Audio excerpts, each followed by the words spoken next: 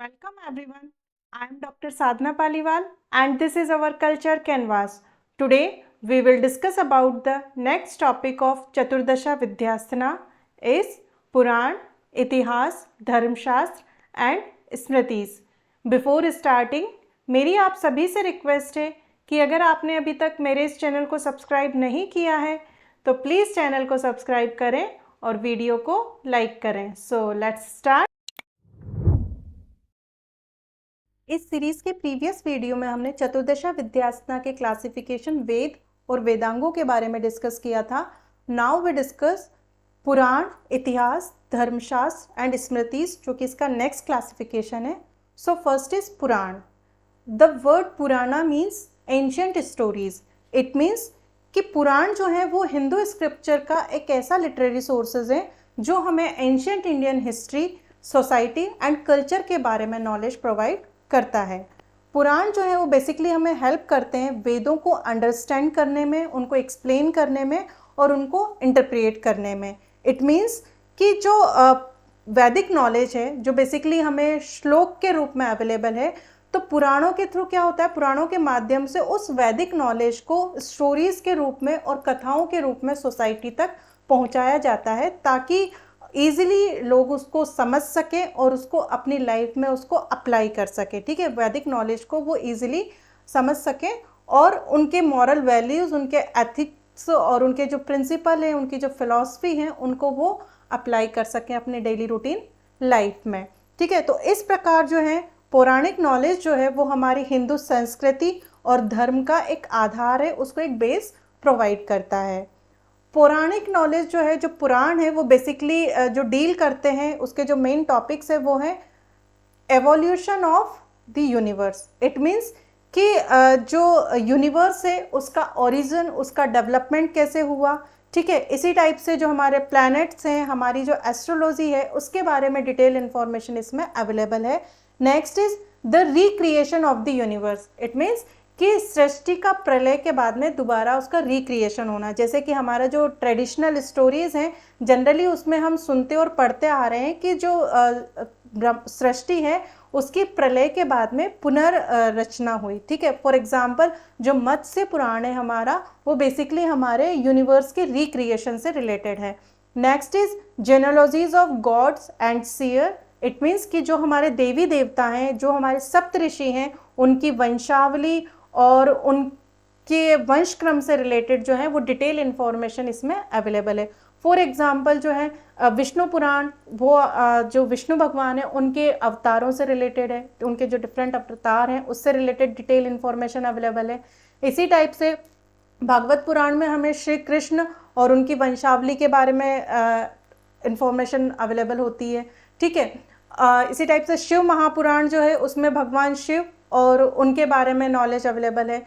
ठीक है, तो ओवरऑल अगर हम देखें तो जो पुराण है वो हमें किंग और हमारे जितने भी देवी देवता और सप्त ऋषि हैं उनकी जेनोलॉजी, उनकी आइडियोलॉजी, उनके थॉट्स के बारे में हमें नॉलेज प्रोवाइड करता है. ठीक है, और इसी के साथ में ये हमें धर्म से रिलेटेड भी नॉलेज प्रोवाइड करता है.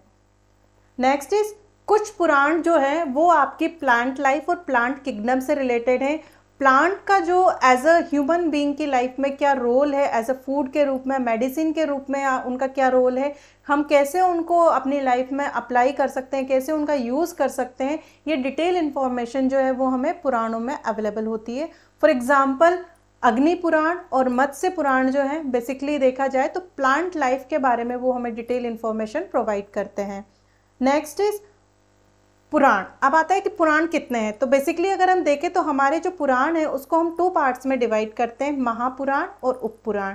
तो जो महापुराण है इनको कंपाइल कंपोज किया था ऋषि वेदव्यास ने और ये टोटल 18 है. ठीक है, उपपुराण जो है इसके बाद में लिखे गए थे और ये एडिटेबल है, यानी कि इनका जो कंटेंट है वो महापुराण से ही लिया गया है, लेकिन बाद में जो ऋषि मुनि हुए उन्होंने इसमें कुछ चेंजेस किए तो इसलिए उनको उपपुराण के अंदर रखा जाता है.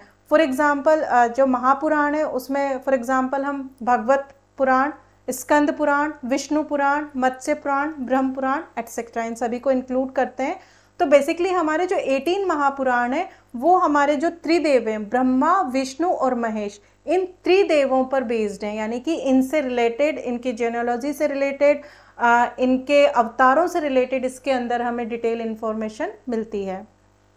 नेक्स्ट इज इतिहास या फिर एपिक्स। इतिहास मतलब क्या होता है? स्टोरीज, जो भी पास्ट में जो इवेंट्स हुए उन स्टोरीज को इसके अंदर हम इंक्लूड करते हैं। लेकिन हमारा जो इंडियन ट्रेडिशनल स्क्रिप्चर जो है, हिंदू सनातन लिटरेचर जो है, उसके अंदर बेसिकली हम इतिहास के अंदर उन स्टोरीज को इंक्लूड करते हैं जो कि 4 पुरुषार्थ, जो हमारे 4 जो पुरुषार्थ हैं उनके बेस पर लिखी गई, बोली गई, या उस नज़रिए से उनको हमने देखा। ठीक है, तो इस बेस पर अगर हम कहें तो हमारा जो रामायण और महाभारत है, बेसिकली इन 2 एपिक्स को ही हम हमारे इतिहास के अंदर जो सनातन लिटरेचर है उसके इतिहास के रूप में हम इसको इंक्लूड करते हैं। रामायण और महाभारत जो है हमारे हिंदू लिटरेचर का एक इंसाइक्लोपीडिया है, क्योंकि ये जो है हमें हमारा जो एंशंट आर्यन लाइफ है, उनके जो विजडम है, उनके जो थॉट्स हैं, उसके बारे में ये हमें डिटेल नॉलेज जो है वो प्रोवाइड करता है। उसी टाइप से उस टाइम का जो सिविलाइजेशन है, वो किस टाइप का जो आइडियल सिविलाइजेशन था उसको वो हमें डिस्क्राइब करता है। फॉर एग्जाम्पल, रामायण से हमें त्रेता युग के बारे में जानकारी मिलती है, उस टाइम की जो सोसाइटी है, उनके जो लोग हैं, कस्टम और ट्रेडिशंस के बारे में जानकारी मिलती है। और महाभारत से हमें द्वापर युग के बारे में डिटेल इंफॉर्मेशन मिलती है। तो ओवरऑल अगर हम देखें तो हमारा जो रामायण और महाभारत जो ये 2 एपिक्स हैं वो क्या करते हैं, हमें हमारी आर्यन सोसाइटी के बारे में बताते हैं, उसके साथ में वो हमें कनेक्ट करते हैं। महाभारत के अंदर डिफरेंट टॉपिक्स को हम इंक्लूड करते हैं। इसमें हमें सिर्फ कौरव और पांडवों के बीच में जो कुरुक्षेत्र की रणभूमि में जो वॉर हुई थी, सिर्फ उसी के बारे में हमें इंफॉर्मेशन अवेलेबल नहीं होती है। इवन महाभारत जो है लॉ, फिलॉसफी, रिलीजन और कस्टम, इन टॉपिक्स के ऊपर भी वो हमें डिटेल इंफॉर्मेशन प्रोवाइड करता है। इसी के साथ में जो हमारा रामायण और महाभारत है, इनका जो मेन कॉन्सेप्ट है या सेंटर पॉइंट जो है वो क्या है? धर्म।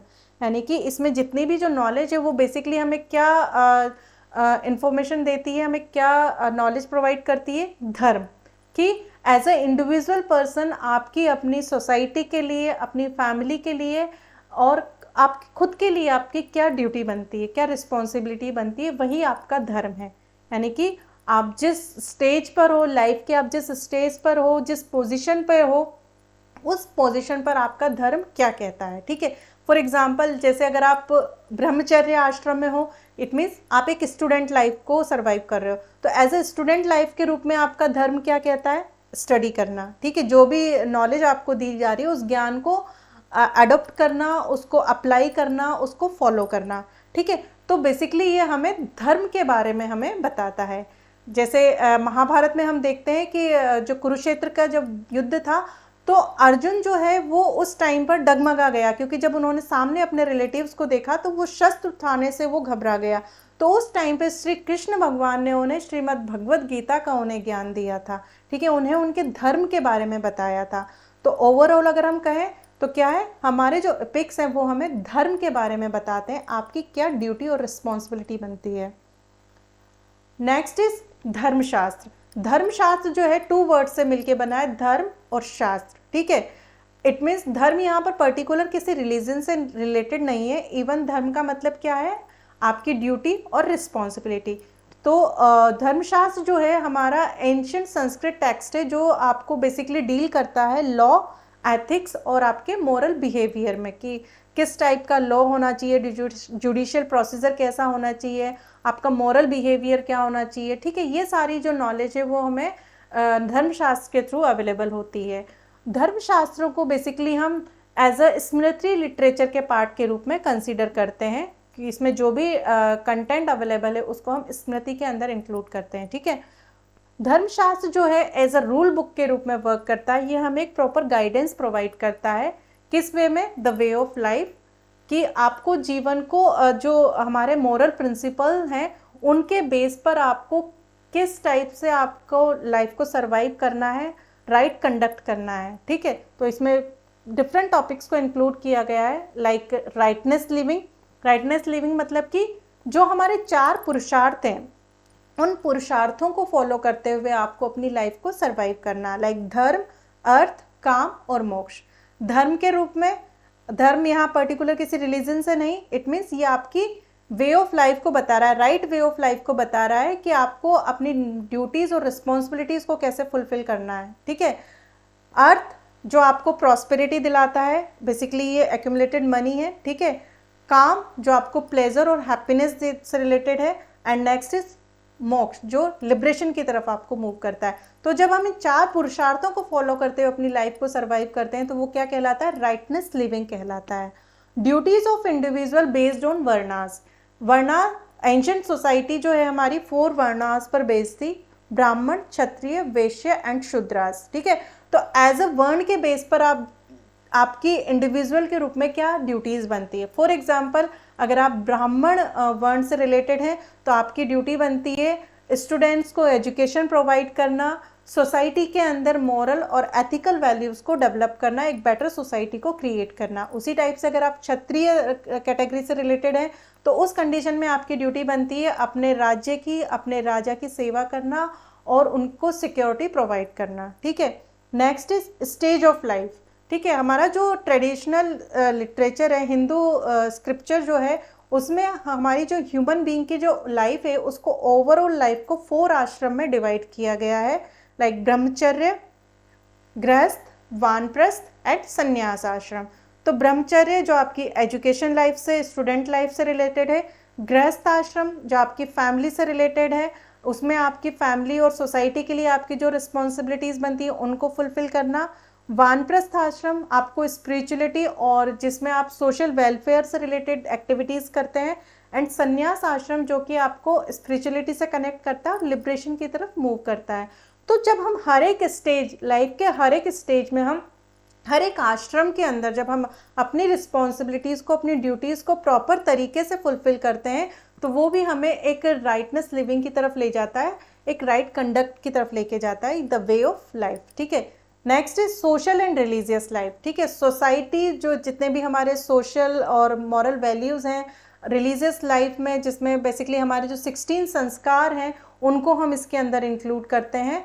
And next is duties of a king, legal procedure and tax. ठीक है।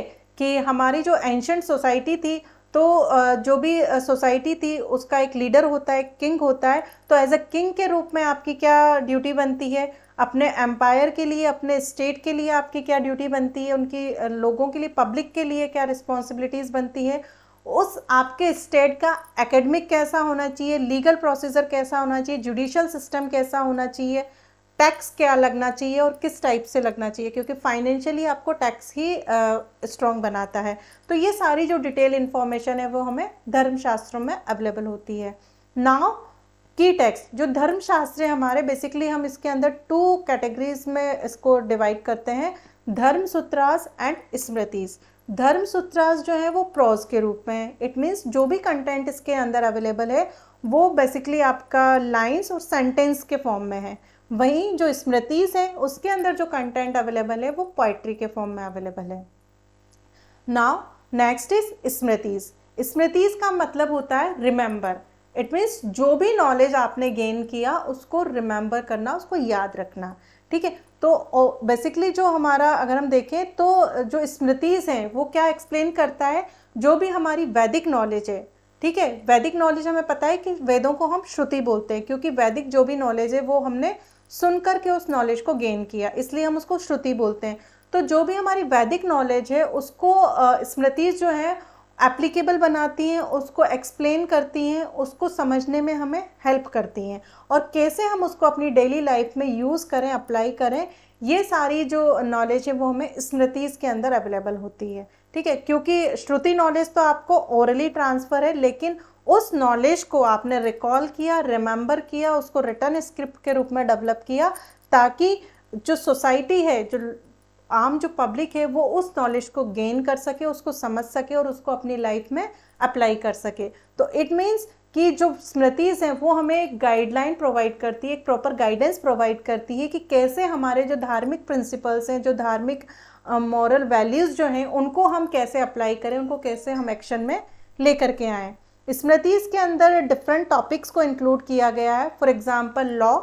ठीक है। लॉ यानी कि अगर आपको अपने स्टेट के अंदर, किसी भी स्टेट के अंदर अगर हमें पीस एंड ऑर्डर को मेंटेन करना है, सोसाइटी को सिक्योरिटी प्रोवाइड करना है और उसी के साथ में अगर हमें एक क्राइम फ्री सोसाइटी को डेवलप करना है, तो वहाँ पर आपका एक लॉ एंड ऑर्डर मेंटेन होना चाहिए, उसका एक जुडिशियल प्रोसीजर होना चाहिए। तो किस क्राइम के लिए क्या पनिशमेंट होना चाहिए, ये सारी की सारी डिटेल इन्फॉर्मेशन हमें इसमें अवेलेबल होती है। तो बेसिकली हमारी जो मनु स्मृति है और नारद स्मृति है, इसमें हमें लॉ और जुडिशियल प्रोसीजर से रिलेटेड डिटेल इन्फॉर्मेशन अवेलेबल होती है। Next is morality, ethical values, customs, social customs, rituals, ठीक है, और धर्म, राइटनेस कंडक्ट की जो हमें ये बताता है what is right and what is wrong, कि आपको क्या करना है और क्या नहीं करना। तो इस टाइप से इन सभी टॉपिक से रिलेटेड जो डिटेल इन्फॉर्मेशन है वो हमें स्मृतिज के अंदर स्टडी करने को मिलती है। तो ओवरऑल अगर हम देखें तो हमारे जो पुराण, धर्मशास्त्र, स्मृतिज और जो हमारे एपिक्स हैं वो हमें राइट और रॉन्ग के बीच में डिफरेंस बताते हैं। द वे ऑफ लाइफ, धर्म पर चलते हुए आपको किस टाइप से अपनी ड्यूटीज़ और रिस्पॉन्सिबिलिटीज़ को फुलफिल करना है, इसके बारे में वो हमें डिटेल नॉलेज प्रोवाइड करते हैं। तो प्रेजेंट सिनेरियो में अगर हम देखें तो अगर हम धर्मशास्त्र, स्मृतिज, पुराण और रामायण महाभारत की जो नॉलेज है उसको, उनके जो प्रिंसिपल्स हैं, उनकी जो फिलॉसफी है, उनके जो धर्म के लिए उनके जो थॉट्स हैं, उनको अगर हम हमारी लाइफ में अप्लाई करते हैं तो हम एक बेटर और गुड सोसाइटी को क्रिएट कर सकते हैं। So thanks to all.